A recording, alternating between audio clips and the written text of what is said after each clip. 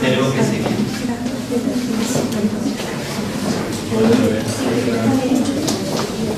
Tengo la suerte de contar con un equipo de investigador de Rey, que nos va a hablar de la represión económica de los vencidos, el Tribunal de Responsabilidades Políticas de Naciones Unidas. Otro de los temas tabú que ha habido en la historia de España, de lo que se conoce como el registro, que nos va a dar una pincelada magnífica. Tiene inconvenientes de que son muchos datos gráficos, pero eso tiene la gran ventaja de que aparecerá todo cuando se publique en las artes. Nada más, de la palabra nada, agradecer la invitación para estar aquí en esta jornada, en especial a Joaquín Prieto, que fue el que dio que dará una comunicación. Y en este caso lo vamos a hacer sobre, como ha dicho, la represión económica después de la guerra civil. Esta comunicación forma parte de un ambicioso proyecto de investigación que se llevan a cabo en la Unión Europea de Medusa y la Consejería de Justicia para el estudio de la actuación del Tribunal de Responsabilidades Políticas en Andalucía. En cada provincia se ha dado el estudio de la universidad y para el caso de la Universidad de Sevilla contamos con la Universidad de Sevilla y la Universidad Pablo de Barcelona. En este proyecto lo que pretende es comenzar una base de datos que esperemos que en este año o el que viene aparecerá colgado en internet con todos los representados por este Tribunal de Responsabilidades Políticas. El principal problema que nos estamos pensando en este tipo de investigación es el tema de los expedientes de responsabilidades políticas, de la Asociación Fundamental. Digamos que provincia tenemos muchos expedientes y otros tenemos muy pocos.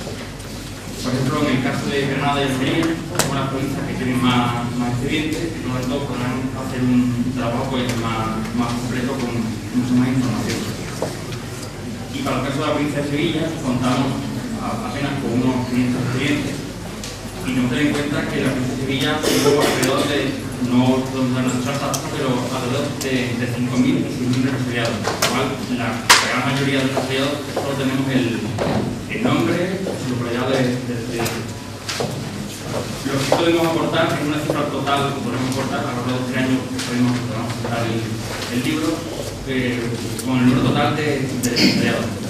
Y este refleja el vaciado de los denuncias de las provincias, y este vaciado nos permite dar a conocer un listado de nombres de los represaliados por este tribunal, en el que constará como mínimo el nombre, la localidad de residencia y en muchos casos incluso la profesión. La mayor parte de estudios que hacemos sobre la represión de la guerra civil, fundamentalmente, sobre todo, en educación, fusilamiento, encarcelamiento y los casos de guerra.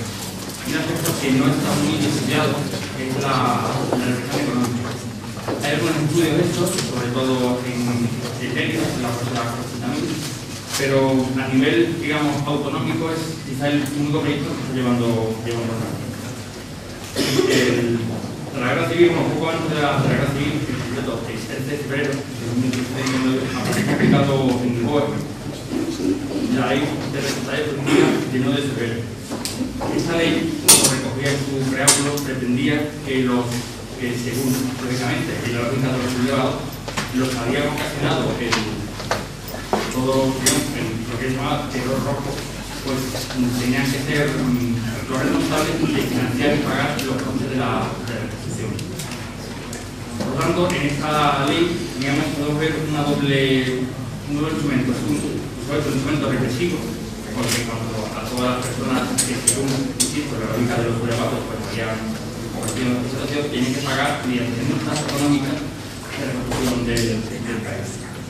Pero a medida que íbamos a nuestro estudio, nos damos cuenta de que la mayor parte de los represaliados del tribunal eran personas con muy pocos bienes, o apenas bienes, apenas podían aportar cualquier tipo de dinero para esa reposición. Y esa ley tiene un segundo aspecto que para mí quizás es el más importante, que es lo que tiene de carácter legitimador. Es decir, con esta ley lo que buscaba el nuevo régimen franquista era un poco una justificación del golpe de Estado. De modo que cuanto más represaliados hubiera, cuanto más personas se le abriera al cliente, más había sido necesaria el levantamiento del 18 de julio. Lo cual, claro, era abrir el cliente a todo el mundo para que presentara como que el golpe de Estado del 18 de julio, pues, había sido casi imprescindible y necesario. Bien, en esta ley, aparte de estos aspectos represivos y legitimador, hay una serie de características que hacen una ley muy útil a la hora de valorar y estudiar lo que fue el régimen de Franco.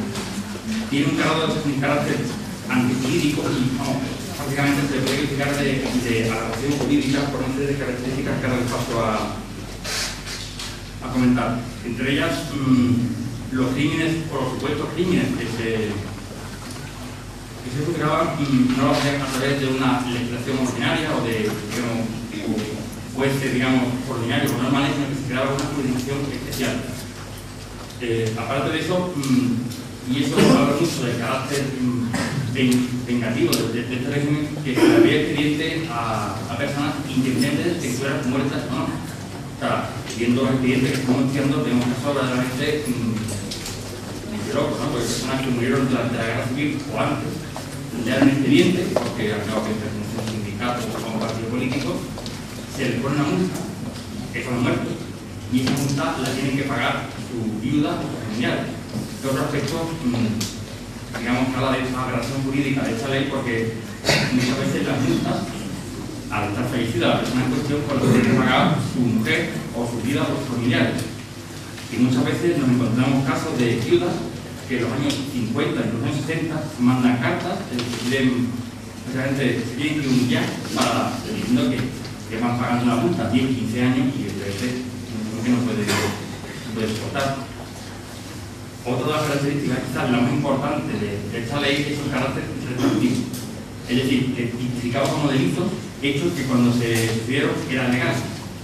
En concreto, esta ley pues juzgaba hechos o actos realizados a partir del 1 de julio de 1934. Es decir, que, por ejemplo, pertenecer a un partido político o un sindicato eran hechos legales, y más legales, y estaba recogido como derechos fundamentales en la Constitución, en la Constitución de cada entonces, la del 21 y en la ahora. Y esto lo justificaba como delito, o sea que es una, pues como te digo, una relación jurídica. Además, se daba la circunstancia de que esta ley la represión económica que llevó a cabo no se lleva a cabo a través de esta ley, sino que esta ley forma parte de un entramado jurídico de la que formaban parte, entre otros, la Ley de Depuración Funcional, de febrero del 39, la Ley para la Represión de la Nacionalidad y el Comunismo, que ya habla un poco de ella, de marzo del 40, o la Ley de Seguridad del Estado, de marzo del 41. Por tal, se podía dar la circunstancia de que una persona, por hecho, ya digo, que conocieron que eran legales, podía ser juzgada varias veces. Hemos encontrado casos de personas que fueron condenadas o conocida por sentencia del Consejo de Guerra, se le da incautación de bienes ya fallecida y además se le da el proceso de responsabilidad política. Que por el mismo hecho pues, le fueron abiertos dientes por 3 pasos distintos. O sea, nosotros vemos que eso pues, no es una cosa muy normal, incluso legal. Por lo cual, estas digamos, son las características fundamentales de esta ley. Esta ley podía establecer este tipo de sentencias. Uno de ellas la multa económica, otro era la inhabilitación para el trabajo y por último el destierro. Pero a pesar de todo, a pesar de la multa económica, siempre como mínimo se caía la multa económica. Y estamos hablando de personas que con unos medios de subsistencia. Y también otra característica importante de esta ley es que no había que esperar a la sentencia para ver si te había caído una multa o si te habías librado o no, porque en el momento de que te hacían expediente, tenemos que empezar ya el calvario. A una persona se le abría expediente y su nombre aparecía en el boletín oficial de la provincia y en el web, por lo cual ya aparecía tu nombre escrito en un listado. Muchos autores han calificado esto como que está realizando una defensa de robo, aunque al final, pues, o sea, aparecía el solicitamiento del cliente, tu nombre ya aparecía reflejado. Y por otra parte, en el momento de que se había expediente, el juez decretaba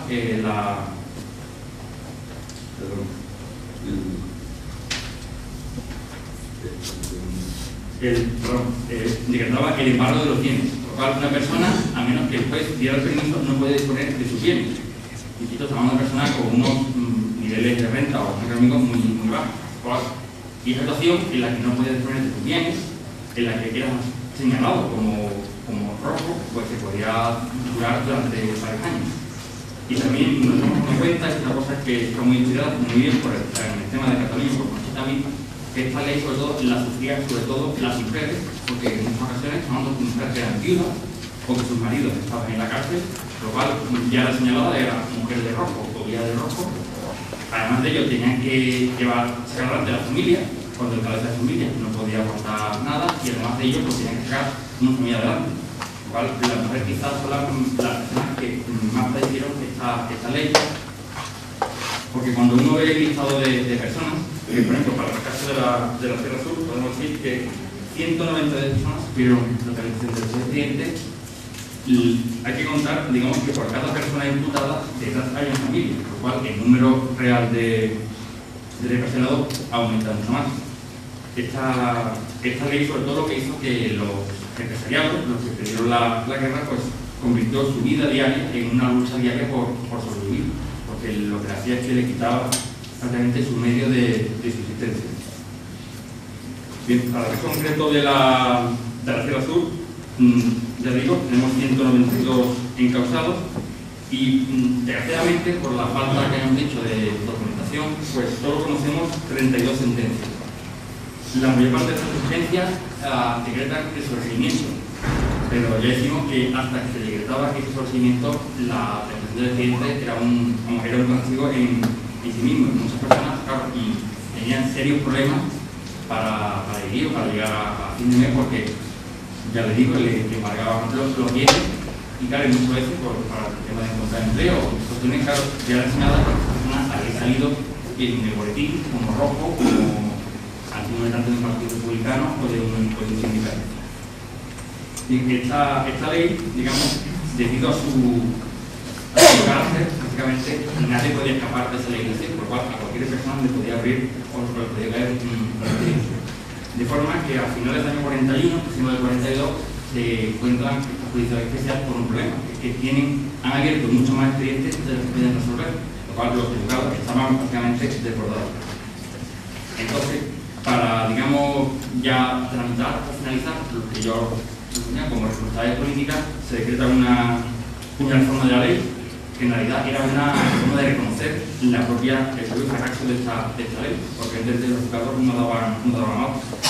Entonces, para agilizar la tramitación del expediente, se decretaron justamente dos asuntos. El primero, que cuando se detectara que el inculpado no podía hacer frente a la multa, pues se decretaba que el sobreseimiento del expediente.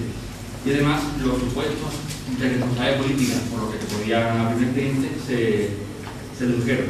Y todo esto no porque se dieron cuenta de que estaban haciendo una barbaridad, simplemente porque veían que los juzgados no daban abasto. Y ya digo, pues no resolvían todos los expedientes que se abrieron. En el año 45, un decreto, está finalizada esta jurisdicción especial, y hasta el año 66 no se decreta un indulto general, por lo cual fueron casi más de 20 años en las que las personas prácticamente no podían vivir de una forma normal. Este proyecto de investigación, tenemos la intención de que al final mínimo de este año, o principios del 2012, podamos presentar una monografía, una por cada provincia y una de carácter general. Y la base de datos que estamos creando esperemos que pueda aparecer colgada en internet como mínimo este año. Como he dicho, Octavio, los datos de cada una de las personas que fueron represaliadas en esta comarca de la Sierra Sur aparecerán en la publicación, y bueno, ahí tendrán el nombre de todas las personas represaliadas por tribunal. Por mi parte, bueno, pues creo que esto ya es una pequeña pincelada de lo que fue el tribunal de Muchas gracias.